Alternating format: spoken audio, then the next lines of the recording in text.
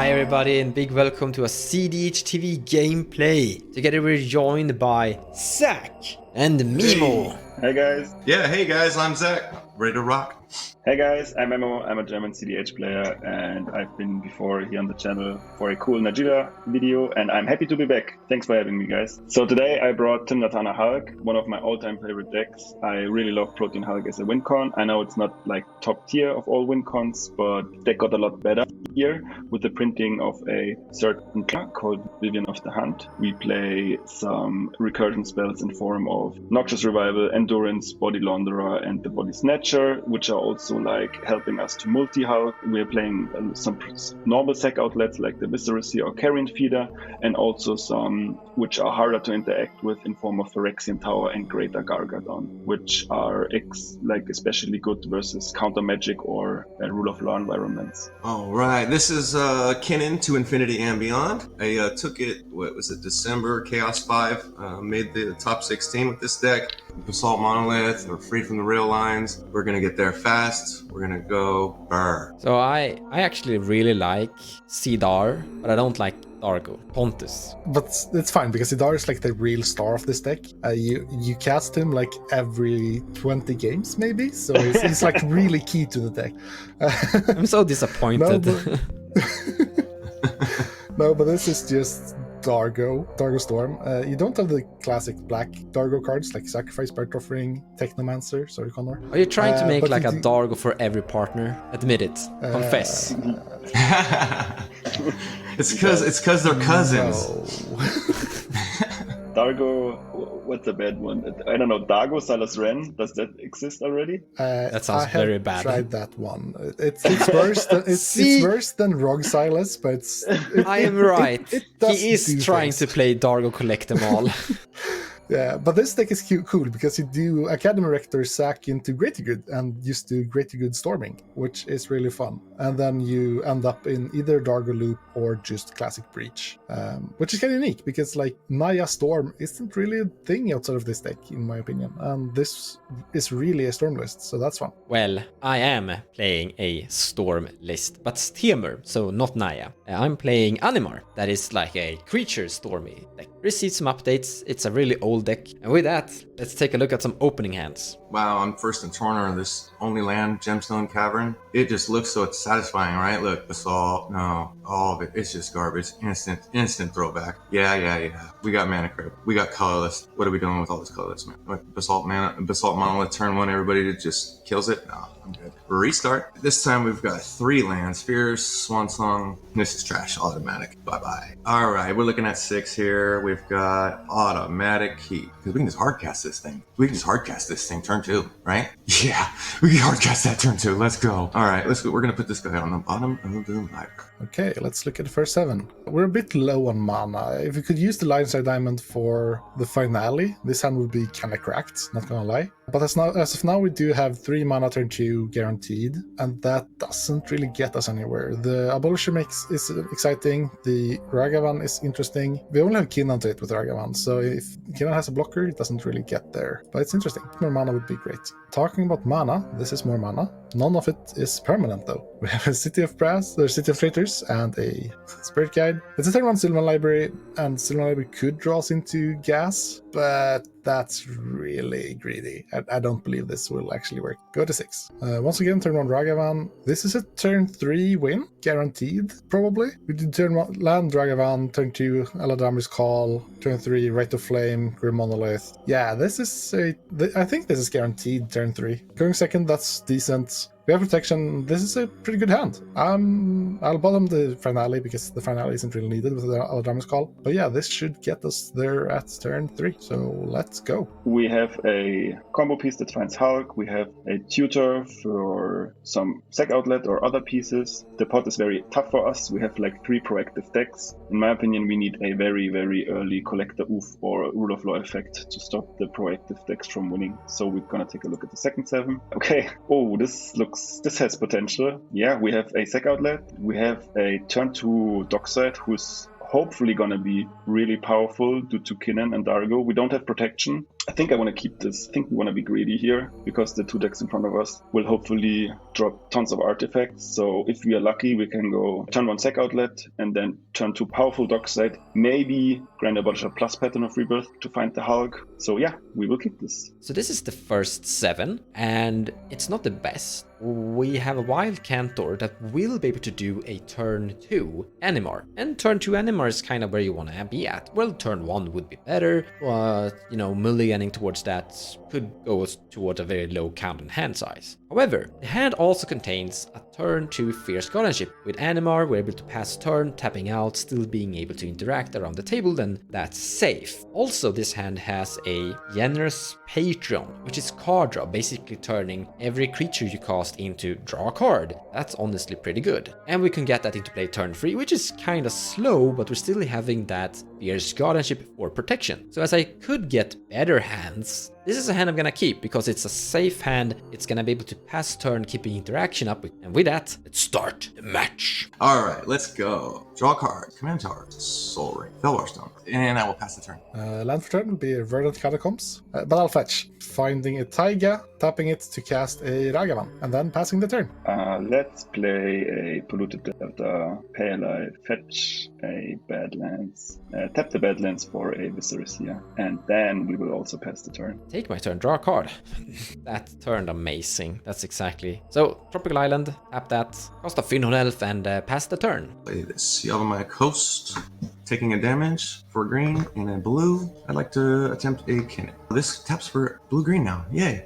I'll tap this for 3 colorless. I will cast this Mana Vault, floating 2 colorless. I'd like to tap that for 4, so 6 colorless, and 2 blue for a turn 2 hard cast Consecrated Sphinx. I pass. Got it. That is bad. I like No, it. that's pretty good. That's pretty strong. Yes, that is very strong, but not for me, so it's very bad. I agree. Yeah, that's what I was excited about. Turn 2, Consecrated Sphinx, hardcast, Love Kinnan. Go to my turn. Draw a card. You may draw No, spells. Pontus, skip your draw step. I don't have Necropotence in play, okay? I will go to combat. I will attack Memo for 2 with Ragavan. We'll take 2 damage, and you will get a Diabolic Intent. Diabolic Intent, you say? Mm-hmm. Yeah, so that Diabolic Intent is kind of tempting, especially with me not drawing a second land. That was always the problem with this hand, because if I don't draw lands, I don't really get the mana to do the things I need to do. The Diabolic Intent is kind of tempting, because if we can get the good mana engine online, we could probably get there next turn, like a Dockside if they feed a bit.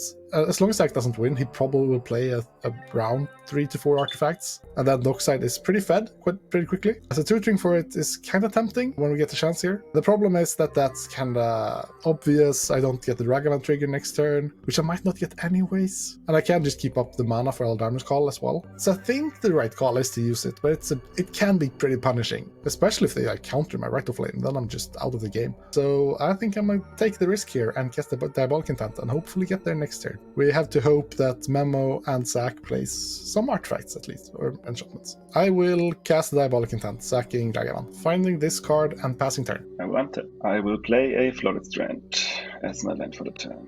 I will crack it, find a Savannah. We kept a very greedy hand. Sadly, Pontus cracked his treasure, so we can't Dockside into Pattern. I would do the Dockside into Pattern any day of the week, because if Kinnan does not have the Fears, or they don't have a Force, we just win on the spot. Sadly, we will only create 3 treasures as of now. It's like very close. We are very close to winning, right? 1 treasure more, and we can either go for the Arena Rector or the Pattern of Rebirth here. Very unfortunate. Yeah, we will go for the Dockside play and just hope that we get another turn. I will tap 2 and cast a Dockside. Tymna isn't very tempting with a Consecrated Sphinx in play, so I will just pass my turn here. Untap and draw a card. I brought Pingu with me because I'm looking at my opponents and they are very scary. I think we need some luck, so I brought my mascot, Penguin mascot. Now I would love to have a Gilded Drake, but we're gonna do green, blue, red, Animar, and then pass the turn. I think I'm going to go ahead and do that, pan that way, to untap this fella, and then move to draw. I'll put an Alchemist Refuge onto the battle. Tap for 2 green to cast a Sylvan Caryatid. I will pass the turn.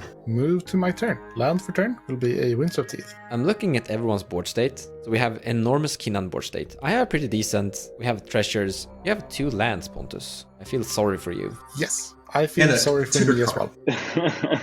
But there was a plan. I'm scared of whatever he diabolic intended for. I will crack my fetch. Finding a Savannah, I will tap 1 red, cast a Rite of Flame. Death, I'm just gonna do it because you're my nemesis, and I'm gonna do it to you. Flusterstorm. Flusterstorming my Rite of Flame. Yes. Pontus, what are you intending Yeah? to do with the Rite of Flame mana? Casting spells. Can you be more specific what spells you're gonna do? Dogside. And then, what is the final outcome here? Is like the Consecrated Swing's gonna die? Or are you gonna Consecrated try... Sphinx isn't going to die. It's not Or- going to die. Wait, I cannot guarantee that it isn't going to die, but it probably won't. It probably won't die. Don't do it once. I think I'm gonna listen to Memo and agree. We're gonna pass priority on the Flusterstorm here. well, you don't have priority because I'm going to respond to it. Veil of Summer? Very nice. Oh man, that's all my fault. I'm still trying to figure out why I played this Alchemist Refuge this turn. It's so dumb. So, what are you gonna do again with this It Pontus? depends a lot. I probably don't win. Well, first off, you're gonna draw 1 card, which is gonna give that guy 2 cards. Well, yeah. I'm not Yeah. cracking my treasures, so he gets 6 treasures from his dockside. I think countering this loses you overall because I do think you need to conserve your counter spells for Zack. The thing is that countering But this this prevents isn't great. 2 cards for Zack.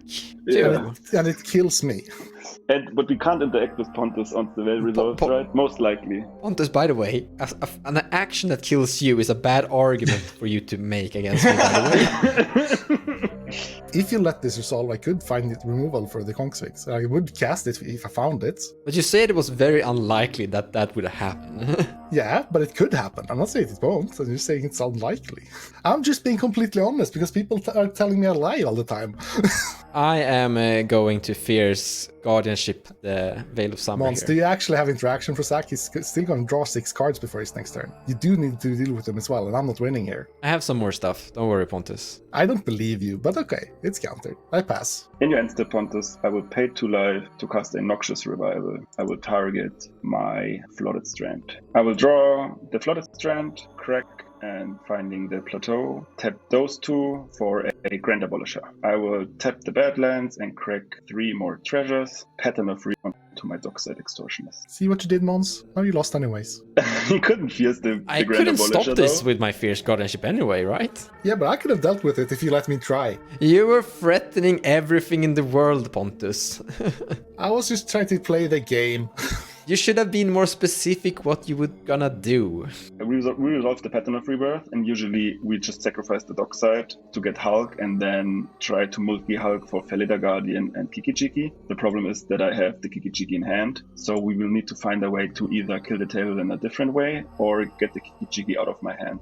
What we will do now is we will sack the Dockside into the Viscery Sphere to scry 1. With the ability on the stack, we will get a Pattern of Rebirth trigger to tutor any creature onto the battlefield, which will be Protean Hulk in this scenario, because it usually serves as a 1-card combo. And now we're good to scry, I'm gonna ignore that. So Hulk is in play, we're gonna sacrifice the Hulk to scry again, which we will ignore. We're gonna search for 6 CMC. Usually we want to grab either a Dockside, was already in play, or a Sylvan Safekeeper, that's never a mistake, or another sack outlet in form of the Carrion Feeder. We will also grab the Body Snatcher. With the Body Snatcher ETB on the stack, we will discard the Kiki-Jiki to its ability. Then we will sack the Body Snatcher to the Visceral Sphere, and we will have a Leave the Battlefield trigger. We will exile it to get back the Protean Hulk for our second Hulk pile. We will re-sacrifice the Protean Hulk, finding a Karmic Guide. So Karmic Guide ETB will bring back the Kiki-Jiki. We will tap the Kiki-Jiki, making a copy of Karmic Guide. We will hold priority and sacrifice the Kiki-Jiki to the Visceral Sphere. Now we will get a Karmic Guide copy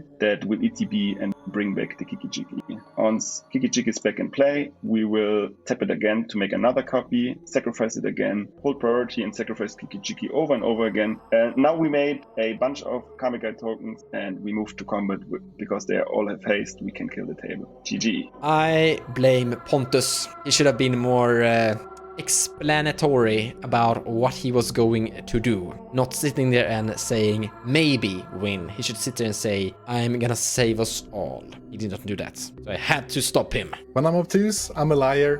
When I'm honest, I throw the game according to my opponents. There's no winning. Yeah, playing that Alchemist Refuge as my land return really hit me hard on that one. Yeah, maybe I should have held up that. Because you guys see I have the Ottawara, but I would have just only had the blue source. Yeah, we got there. We wanted to deploy stacks pieces to stop the fast deck, but then the deck gave us a very greedy, risky win attempt, and we were very lucky that it resolved.